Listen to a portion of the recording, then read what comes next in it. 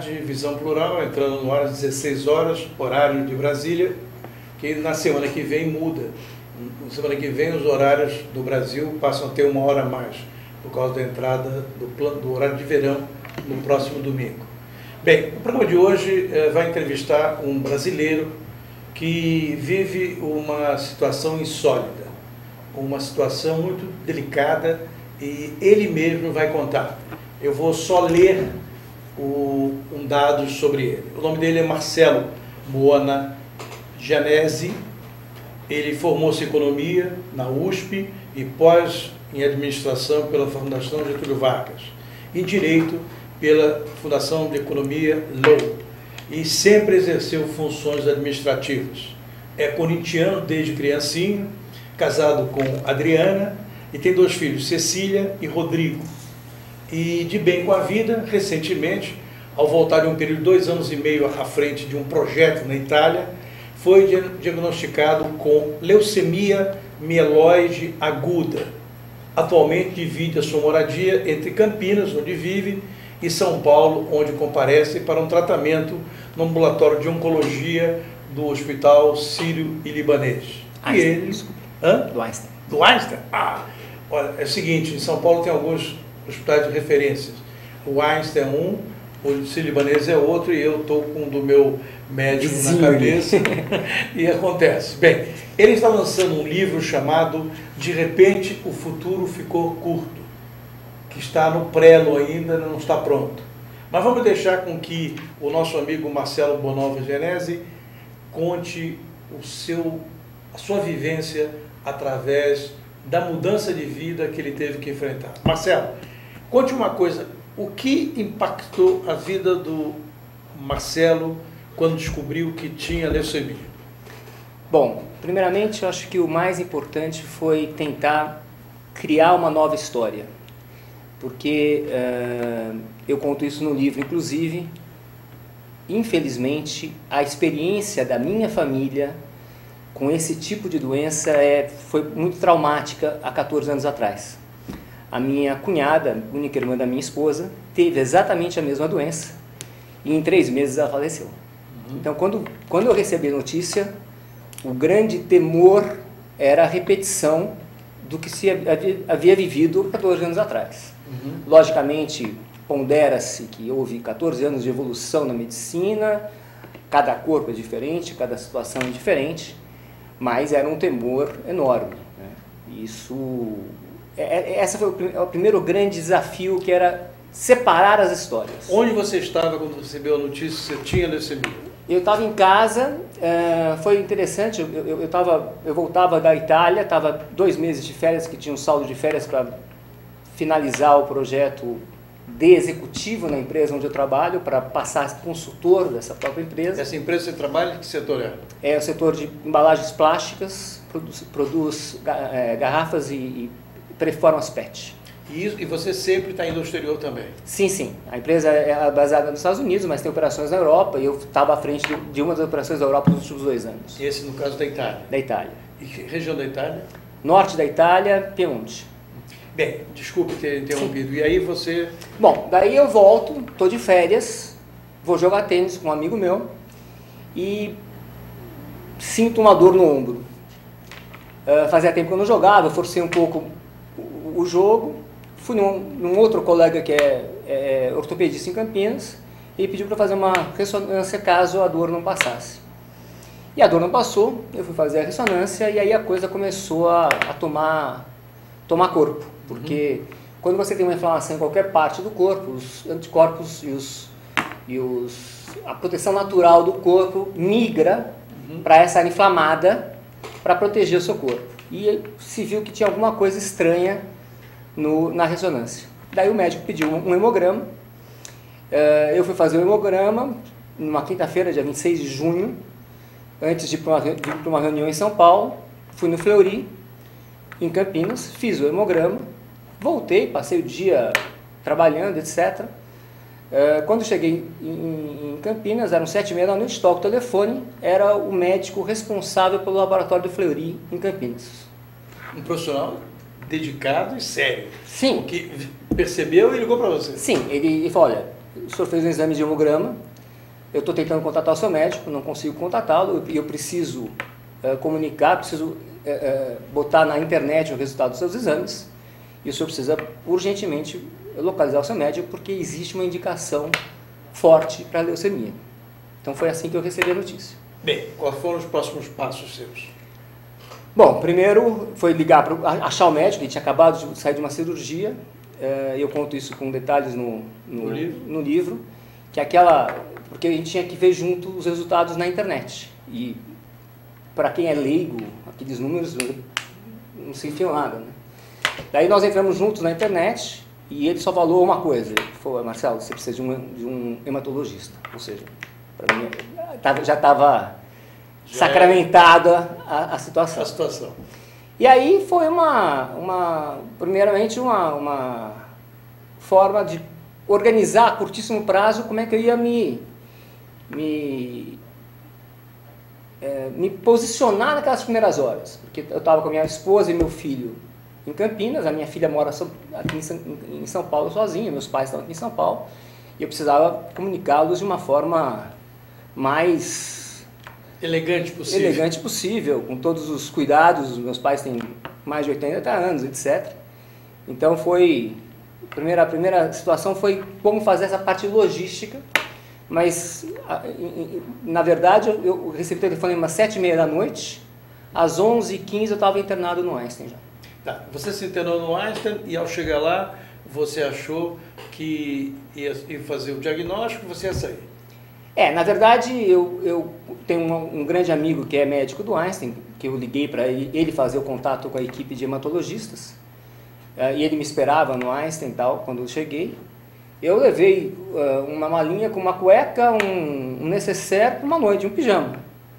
Ele falou: olha, você vai ficar aqui no mínimo um mês, né? Porque você não está entendendo, o negócio é grave. Qual é a incidência da leucemia no Brasil? Você tem conhecimento hoje? Tem esse número, inclusive no anexo eu coloco isso, não me foge a memória agora. Mais ou menos. Se não me engano são... Eu não vou ser liviano de chutar. Você passou um mês no hospital? Eu passei 3 meses no hospital. 3 meses. Como é que foram ficar 3 meses no hospital, sozinho, enfrentando a dúvida? Olha, primeiramente, esse sozinho é uma palavra interessante. Eu sou uma pessoa que gosto de ficar sozinho. Eu sempre tive eu sempre me dei muito bem comigo mesmo, né? Uhum. E depois de ficar 2 anos e meio na Itália, onde eu ficava metade do tempo sozinho, porque minha esposa ficava com os meus filhos aqui, metade do tempo comigo, eu curti ainda mais ficar sozinho, né? Então eu aproveitava para fazer as minhas coisas e me ocupava muito bem de mim mesmo. Então ficar sozinho para mim nunca foi um problema. Agora, a questão é que você fica isolado num quarto, você não sai nem para o corredor, né? Durante 3 meses, eu tive 2 breaks de uma semana cada um, que eu pude sair do hospital. O resto eu fiquei dentro de um quarto, literalmente, o tempo todo. Quando é que você decidiu escrever o livro?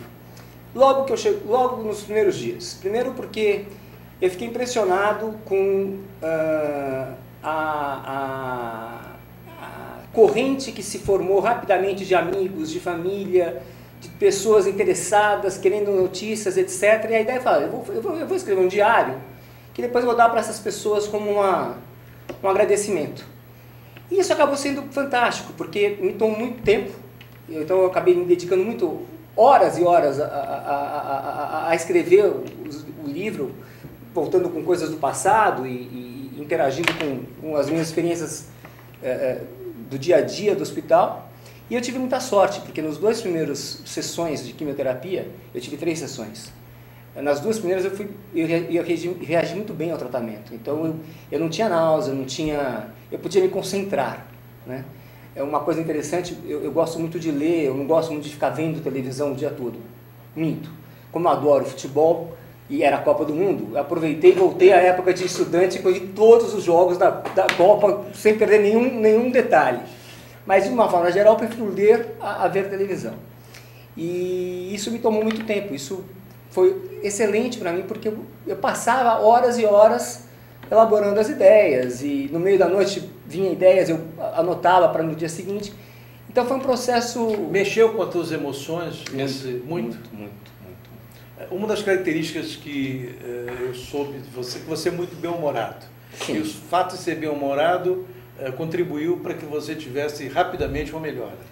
Olha, não tenha dúvida. Eu acho que os médicos comentam... Primeiro, o meu caso foi um caso atípico na questão timing, porque entre eu saber o diagnóstico e ter a alta, não a cura, a alta não deu 3 meses.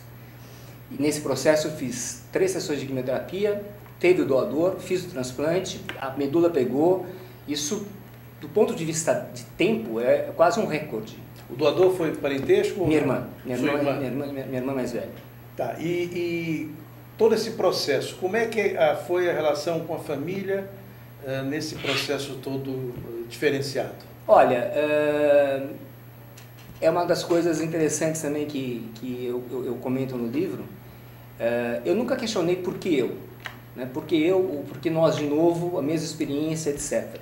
Eu acho que se você tem uma guerra para ir, para que você vai perder energia no caminho para a guerra? Guarda, porque não tem resposta, não adianta. Mas depois, a semana retrasada, pela primeira vez eu fui procurar um auxílio de um psicólogo, porque me orientaram, falaram, olha, depois do transplante é bom você ter um acompanhamento, porque é uma fase de 1, 2 anos de muita expectativa, de muita dúvida. 2 anos é o processo total de cura? 5 anos. 5 anos. 5 anos com acompanhamento periódico. Sim, mas no meu caso específico, é um caso grave. Eu hoje estou numa condição excelente, mas eu ainda tenho 30% de chance de voltar a ter a doença. Então, nos próximos 5 anos, eu tenho que sair do 30 para 0. E isso cria uma expectativa mensal de fazer o exame, de ver o resultado, etc., que eles acham importante você ter algum acompanhamento. Você, nesse retorno, voltou a trabalhar normalmente? Não, ainda não. Ainda não. Nesse ponto eu tive muita sorte, porque me pegou entre 2 projetos. Eu tinha finalizado o projeto na Itália, estava no período de transição, ou seja, não tinha nada pendente aqui. Eu estou há 6 meses sem receber um e-mail de trabalho, porque eu ia terminar um ciclo e começar outro como consultor da própria empresa, com outras ideias também que eu tinha de negócios. Mas no ponto de vista da carreira profissional foi um momento perfeito, porque eu tinha encerrado um ciclo, não tinha nada pendente, então eu estou tranquilo do ponto de vista de continuidade ou de interrupção, melhor dizendo, de um trabalho. Você sempre foi um homem religioso ou não? Eu não digo religioso, eu sou católico não praticante, tenho uma relação especial com Santiago de Compostela. Você fez? Fiz. Eu fiz, não o caminho inteiro, eu fiz 2 vezes partes do caminho, e por uma facilidade, pelo fato de a empresa ter unidades na Europa, e uma vez por ano a gente ter reuniões da Europa, isso me facilitou. Dos últimos 11 anos, todos os anos eu consigo passar um final de semana me reenergizando em Santiago. Então é uma coisa que me é muito, muito cara. O que mudou na visão de mundo do Marcelo de antes da descoberta da doença para hoje? Olha, primeiramente que você às vezes dá muito mais importância a coisas que você acha que são importantes, que na hora do vamos ver absolutamente não leva a nada. Eu tive muito estresse profissional nos últimos 4 anos por outras situações de trabalho. Isso acho que, sem dúvida alguma, me atrapalhou muito do ponto de vista de âncoras no chão, né? E agora isso passou a ser uma coisa tão pequena, tão... Sabe, não precisava ter se desgastado tanto por uma coisa que é material. Como é que você estruturou o livro? Ele foi ocorrendo de forma do meu dia a dia, das minhas experiências diárias, e aí eu trazia experiências e coisas sempre de um ponto de vista mais, não digo engraçado, mas mais divertido do passado. Porque eu não quis de maneira alguma fazer um livro de autoajuda, não é essa a ideia. Mas, sem dúvida alguma, tem uma mensagem tem 2 mensagens que cá entre nós, se meu filho comprar as 2 mensagens, já valeu tudo. Que é, primeiro, uma visão mais positiva do todo, acho que atrai, coisa boa atrai coisa boa, e um maior cuidado com o corpo, né? Eu sou uma pessoa que sempre fiz muito esporte, nunca tive maus hábitos, fumar, bebida, só socialmente, etc. Isso faz uma diferença enorme nessa hora. Quantas páginas tem o livro? Vai dar umas 140 páginas, mais ou menos. 140 páginas. Essa imagem do livro, de repente o futuro ficou curto. Diário de um paciente de bem com a vida. Editora Pontes. Essa imagem é da Itália. Essa imagem é do Lago Maggiore da Itália, sim. Lago Maggiore. Você não podia deixar por menos. Não podia, não podia. Agora, me contaram que tem um capítulo aí que você fala muito das visitas que você recebeu. E que essas visitas eram muito... Era um embate, vamos dizer, divertido entre quem ia te visitar cuidadosamente e um paciente que enfrenta uma situação difícil, mas que não se entrega. E depois tem outra, né? Você tem dias que você está mais ou menos afim de visitas, né? E as pessoas querem ser agradáveis, querem ser presentes, só que às vezes é melhor não ter ninguém. Você tá cansado, você não está querendo despender energia que não seja uma energia concentrada na sua... Você acha que devia existir um protocolo para visitas? Sem dúvida. Eu fiz 2 impressos e botei na minha... Na porta? Na porta. Visitas de 15 minutos, tolerância de 15 minutos e desligue o celular. Essa foi a única vez que eu tive uma discussão em 80 dias de hospital, foi com meu pai, que... meu pai é uma pessoa fantástica, tem um capítulo só para ele e tal, mas ele me irritou tanto uma vez. Ele entrou, a gente ficou conversando, tocou o telefone e ficou 1 hora no telefone, ele no quarto, ele trabalhando, não estava interessado na reunião da Fiesp, da crise da auto... Sabe? Foi, pai, por favor, não atenda lá fora. Ele ficou uma fera comigo, além de demora, essas coisas, para quem está no dia a dia de um hospital, fazem diferença. Fala um pouco de um hospital. Uma coisa que as pessoas têm um pouco de vergonha é falar daquela instituição que está ali para cuidar de você e você quase sempre acha que tem razão em tudo e eles não prestam. Olha, eu vou dizer o seguinte, é claro que eu sempre tive grande consciência do quanto eu era privilegiado nesse país. Uma série de facilidades que eu tive ao longo da minha vida. Meu pai era vice-presidente de uma multinacional americana, então sempre propiciou uma vida, eu diria, fácil. Mas eu não tinha noção do que é ser privilegiado numa situação como essa que eu tive, de ficar num hospital como Sírio, como Einstein, que seja, onde você certamente tem o melhor nível técnico comparado aos melhores institutos do mundo, com um diferencial da latinidade brasileira, né? Do tratamento da pessoa, da mordomia, da atenção. E olha, eu sou administrador de empresas há 30 e tantos anos, eu fiquei impressionado com o nível de treinamento e profissionalismo de todos os profissionais, desde o faxineiro ao copeiro, aos técnicos, os enfermeiros. É uma coisa impressionante o nível daquele pessoal. E diga-se de passagem, um pessoal muito jovem, mas muito, muito bem formado. Você, corintiano, assistiu os jogos do Corinthians quando estava internado? Opa! Não só assistia, como teve uma coisa emocionante para mim, foi no dia que eu fui embora, que eu tive a alta. Eu acabei não me socializando muito porque eu ficava dentro do quarto, mas a minha esposa acaba se interagindo com as outras famílias, que muitas se mudam para São Paulo para fazer tratamento de crianças, inclusive. E tem o Marquinhos, que é um garoto de 10 anos, corintiano de Fortaleza, e também está fazendo agora transplante no final do mês, inclusive. Teve uma certa similitude com você. Sim, até mesmo temporal. Ele descobriu a doença mais ou menos na mesma época e tal. E no dia que eu fui embora, eu fui visitá-lo e levei a faixa. Eu tinha uma faixa, tem uma faixa que é Aqui é Corinthians. Né? E eu levei a faixa para ele e falei, olha, agora você é embaixador do Corinthians nesse hospital, nesse andar. E ele ficou emocionadíssimo, né? Foi uma coisa tão natural, tão bonita, que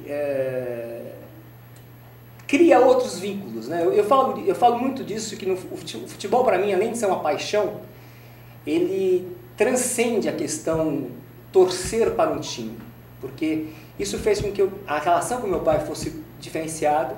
Eu sempre tive com meu pai 2 vezes por semana só para mim, num programa de pai e filho, era pai, filho, avô. Ele também é corintiano? Sim. Também é. Meu avô eram 10 irmãos, 7 homens, dos quais 6 palmeirenses, e meu avô era corintiano. Ele era a ovelha negra da família mesmo. E eu conto algumas histórias sobre isso, e é bacana porque eu consegui, de uma forma, transmitir isso para o meu filho. Então, às vezes até dificuldade de relação de pai e filho, a gente ajuda, o futebol ajuda a fazer o ajeitamento das coisas. Lembra uma história dessas? Eu moro em Campinas já há 18 anos, então o ir e vir para o jogo no Pacaembu já é 1h30 de carro com meu filho, que a gente vai conversar sobre tudo, inclusive sobre futebol, antes do jogo, 1h30 depois do jogo.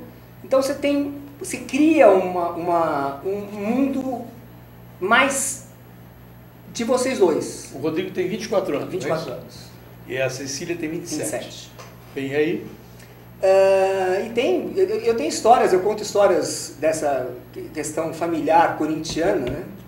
E tem histórias muito engraçadas. Eu tenho uma história que quando o Corinthians caiu para a 2ª divisão, eu estava no evento de final de ano da empresa no Nordeste, e exatamente durante o jogo, era o meu avião de volta. Então eu estava ali no avião, eu não sabia o resultado. Quando aterrissou, eu liguei para o celular, pegar o recado, tinha só a seguinte frase do meu filho: pai, fudeu. Não precisava mais nada. Não estava resolvido. Então tem várias histórias dessas, até da época do meu avô e do meu pai, que eu conto no livro. Que bom. Olha, vamos fazer um pequeno intervalo e já voltamos com o Marcelo Boanova Genesi, que conta aqui as suas agruras, o seu enfrentamento de uma doença que as pessoas precisam enfrentar, e precisam enfrentar com galhardia. Se você não conhece, é uma doença que acontece muito e as pessoas não têm conhecimento de como devem enfrentá-la e como devem superá-la. Então, voltamos já com Visão Plural.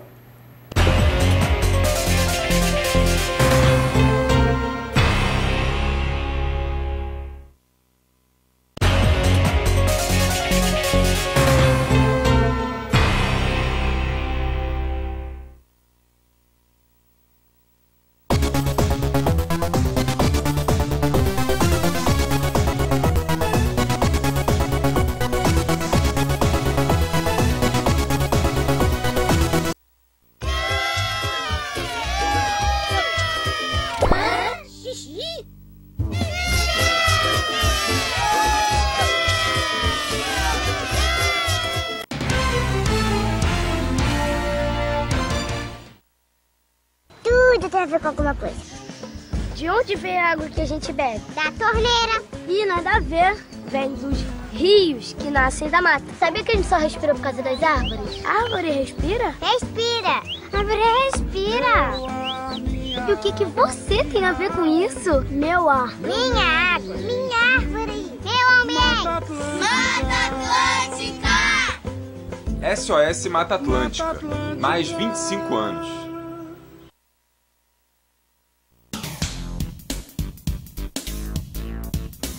Sim, meus amigos, muito prazer, sou Sérgio Oliveira e estou aqui para lembrar vocês que toda segunda-feira, 9 horas da noite, eu estou aqui na TV da internet com o Futebol Alternativo TV.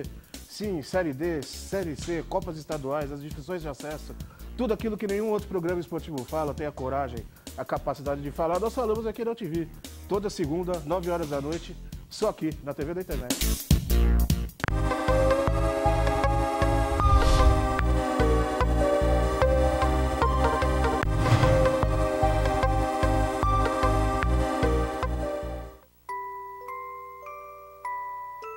nossas recordações são os nossos maiores tesouros. Carregamos durante toda a nossa vida. Manipular, distorcer ou implantar falsas memórias, além de ser uma violência, é crime. Somos responsáveis por esse tesouro. Não promova alienação parental.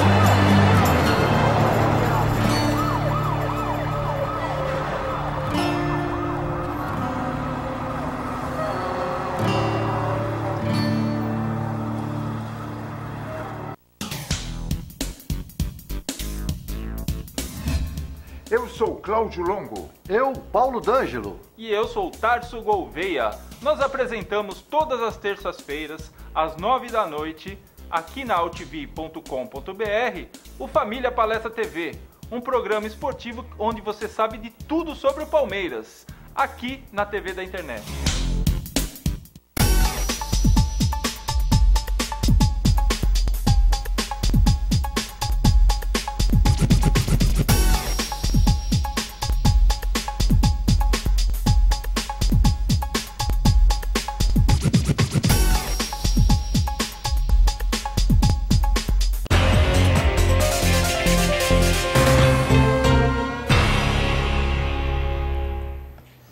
Voltamos com Visão Plural, hoje entrevistando Marcelo Bonova Gianesi, que é um profissional que está lançando um livro, De Repente o Futuro Ficou Curto, que é diário de um paciente de bem com a vida. Antes de prosseguir, eu quero avisar os meus amigos Alberto, Miranda e Olga, lá de Lisboa, que na semana que vem esse programa entrará no ar às 21 horas, horário de Lisboa, porque no Brasil teremos o horário de verão. Então, os nossos relógios ficarão adiantados 1 hora. Então, na semana que vem, se vocês quiserem assistir Visão Plural, que me darão um prazer, será no horário de vocês, às 21 horas e não às 20 horas. Marcelo, tem um capítulo aqui fundamental de dicas para acompanhantes e para visitantes. Tenta ilustrar para o nosso internauta quais são essas dicas fundamentais? Bom, primeiramente, para o acompanhante, eu acho importante que ele respire um pouco fora do hospital diariamente. Porque o ambiente hospitalar, por mais, eu diria, necessário que seja, você estar perto de quem está acompanhando, etc., é uma coisa que cansa, é uma coisa que vai te minando. Então, eu fazia questão que minha esposa, enquanto estivesse comigo, saísse para almoçar com as amigas, porque volta com outros assuntos, com outras novidades, e sai um pouco daquele espírito do ambiente de hospital. Na questão das visitas, a gente às vezes quer ser muito agradável e acaba desagradando, porque às vezes não é a hora correta, às vezes não é o tempo correto, às vezes não é o papo correto, porque quem está lá não está a fim de ficar sabendo do caso da tia que foi e morreu, que sofreu. Então, eu até comento, pequeno update da situação, como é que tá, tal, mas aí fala de qualquer outra coisa que não seja... As pessoas sabem a hora certa de ir ao hospital visitar alguém? Não. As pessoas têm a sua vida atribulada na cidade como São Paulo, então aproveitam alguns momentos que está passando perto, ou tem que fazer alguma outra coisa, da conveniência deles. Então eu falo, olha, antes de fazer uma visita, liga. Porque se é amigo e fala, não venha hoje, é melhor não ir hoje, porque atrapalha. Né? O celular te aborreceu muito durante o tempo que você ficou 3 meses internado? Sim. Eu não sou uma pessoa muito comunicativa, vamos assim dizer. E eu não gosto de falar no celular. E sempre quando tocava o celular era uma hora que eu estava em um procedimento, fazendo uma transfusão, fazendo uma coisa que atrapalha. Você acaba ficando agitado numa coisa que você não tem controle. Então, eu deixava basicamente meu celular desligado. Minha esposa é que recebia as ligações. No teu setor tinha muita gente com a LMA, que é a leucemia mieloide aguda? O meu andar inteiro é ou de leucemia mieloide ou de linfoma. Então, somos todos num andar especificamente. Você tem mais ou menos... deve ter uns 30 pacientes. 30 pacientes? Sim. Para quem não conhece, o Albert Einstein e o Sírio-Libanês são 2 hospitais de ponta de São Paulo. Não são os únicos, mas são aqueles que dão tratamento de referência nessa questão. Você dividiu o teu livro de que maneira? Quer dizer, foi meramente um diário ou você... Não, ele começa contando a história de como eu descubro a doença, parte um pouco para o meu dia a dia do tratamento e fala muito das dúvidas do futuro que geram nas noites de insônia durante o tratamento. Então, o futuro é visto mais como uma coisa incontrolável que você tem que administrar também de uma forma a não lhe causar mal, e sim te dar motivação para o dia a dia. Você tem alguma restrição nesse período que você está em tratamento? Sim, eu de alimentação apenas não posso comer crus, comida japonesa, etc. E para minha surpresa, que me tocou um pouco, porque eu adoro o mar, eu adoro nadar, eu vou ficar 1 ano sem poder nadar, sem poder entrar no mar, piscina, sauna, etc., por causa da contaminação de água, esse tipo de coisa. Eu estou com catéter ainda, né? E você usa uma máscara? Quando eu estou em lugares públicos, sim. Usa máscara? Sim. Tá, agora você dirige sem nenhum problema? Sem nenhum problema, o que basicamente surpreendeu os médicos. Eles acham que eu estou muito mais forte do que normalmente. Para uma pessoa que saiu do estado que eu saí, eu estou conseguindo lidar com o físico de uma forma muito mais fácil. A tua programação qual é nesses próximos meses? Eu tenho que fazer um acompanhamento periódico. Acho que a partir da semana que vem, 2 vezes por semana, eu tenho que dar um pulo no hospital para tirar os catéter? Não tirar o catéter, eu tiro o sangue para medir as variações, aí põe mais magnésio, põe mais potássio, não sei o quê. Isso vai reduzindo a periodicidade. Durante 8 meses ainda eu tenho que fazer uma sessão de quimioterapia ambulatorial também. Internado? Não. Vou, faço, tomo e vou. Diminuir o risco de voltar às vezes. O teu plano de saúde cobrindo isso? Cobre tudo. Essa é uma situação importantíssima, inclusive, que agora na minha agenda é uma das minhas próximas atenções, porque eu tinha já negociado uma saída da empresa. Como eu falei, eu saía de executivo para consultor da empresa, e em função da doença, eu não posso quebrar esse vínculo mais, porque se eu quebro o vínculo de... Perde o plano de saúde. O plano de saúde é uma coisa que hoje em dia eu não posso nem pensar. Não pode pensar. Agora você nunca tinha escrito um livro e agora pensa em fazer um segundo. Esse segundo não vai cuidar da doença, vai cuidar de um outro aspecto da sua experiência de vida. Qual será? Será um livro retratando uma experiência profissional, sempre num viés também um pouco mais divertido, do aculturamento de uma empresa americana que chega no Brasil, a primeira experiência deles fora dos Estados Unidos, talvez muitos deles não haviam nunca saído de Michigan, do estado de Michigan, e aterriza no Brasil com todas as suas diversidades, e Manaus, e Recife, e Paulínia, e histórias bem interessantes. O Brasil é tão ruim quanto nós brasileiros achamos? Não, de maneira alguma. Acho que o Brasil tem potencial enorme de se fazer coisas. Eu acho que a grande diferença de nós, principalmente para o europeu, é que aqui tem muito o que ser feito. Enquanto que na Europa não existe muito espaço para se fazer coisas. Aqui tem muito a ser feito. O que você acha que os americanos da empresa chocou mais a eles nesse aculturamento com o Brasil? A racionalidade do americano. Vou te dar 2 exemplos.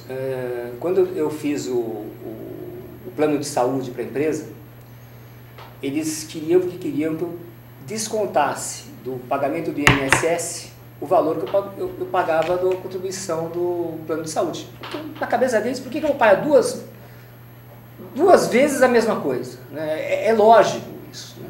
Mas o Brasil não é lógico. O Brasil não é lógico. E não é para amador. E teve uma outra situação que eu achei muito interessante, que eu falei, olha, vocês não estão entendendo o Brasil.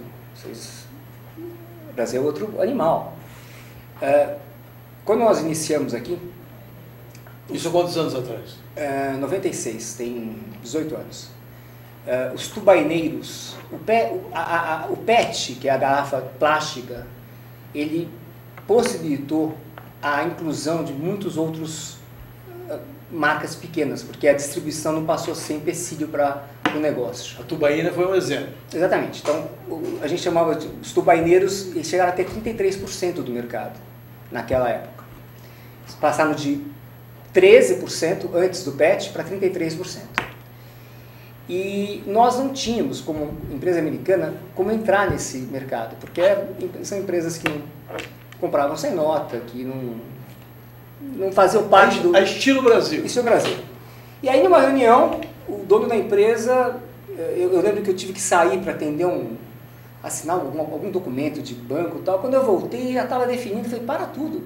Ele tinha convencido já os outros integrantes da diretoria que a gente ia investir o dinheiro através da associação de classe para mostrar para a população que se ela pagasse os impostos, isso reverteria em benefício para a população, em saneamento básico, em escola. Eu falei, olha, vocês não estão entendendo. É exatamente por isso que eles compram a tubaína, porque não reverte nada, sabe? Mas o conceito é diferente da cabeça do americano. E tem histórias você aprende muito também, né? Eu lembro a primeira lição que eu tive, e eu guardei essa também, eu mandei fazer o cartão pessoal, meu e do outro diretor da empresa. E a gráfica errou e não colocou o código 55 do país, colocou só 19 de Campinas e o telefone.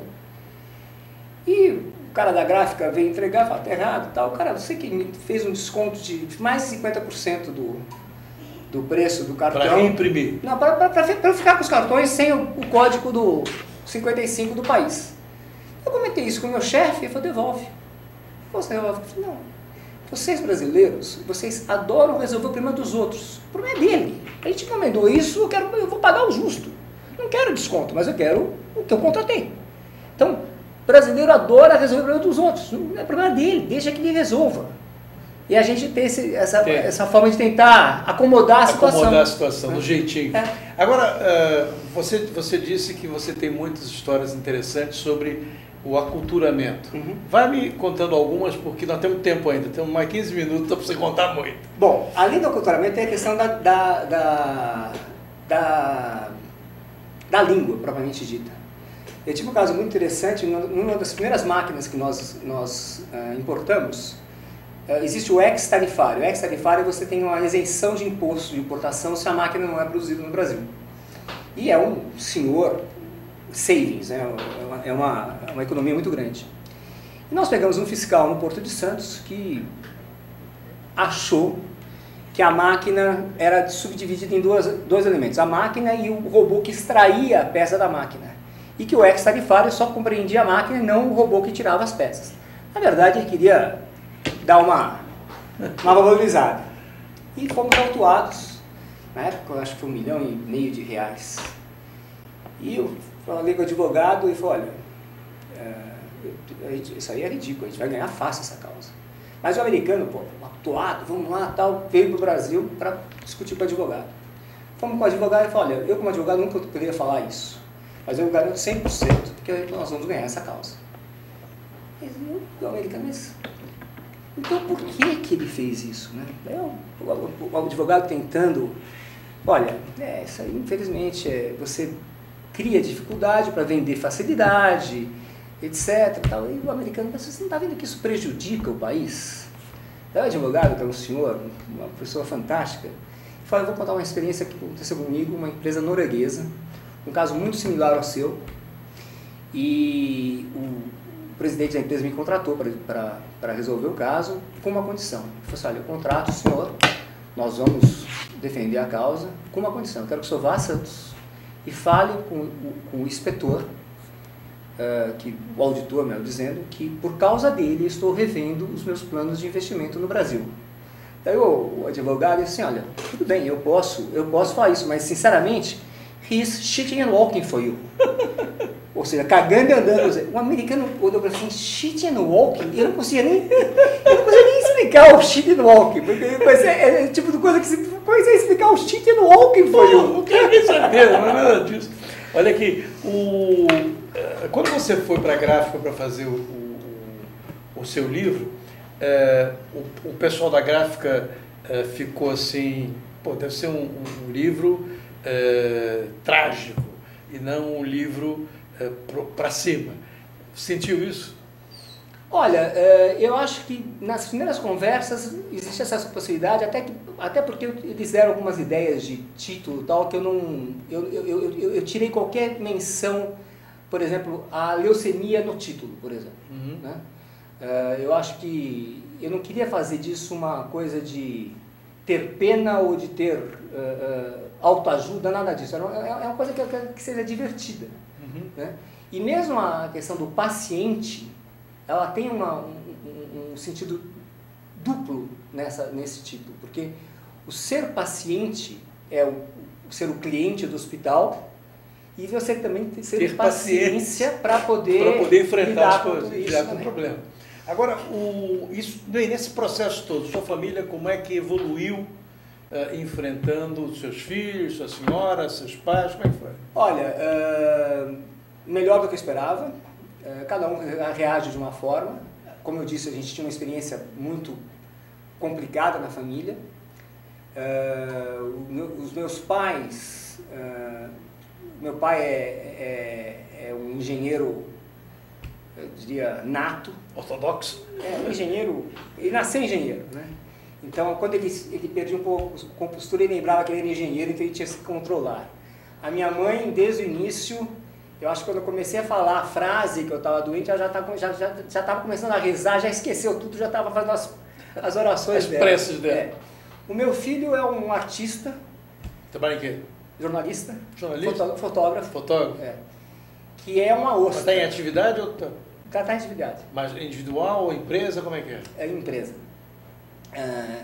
Mas ele é uma ostra, então é difícil tirar coisa dele. Uhum. A minha filha é mais aberta, é mais fácil de lidar e é fácil de saber o que está se passando. Mas quem me surpreendeu foi minha esposa. Minha esposa teve uma reação que eu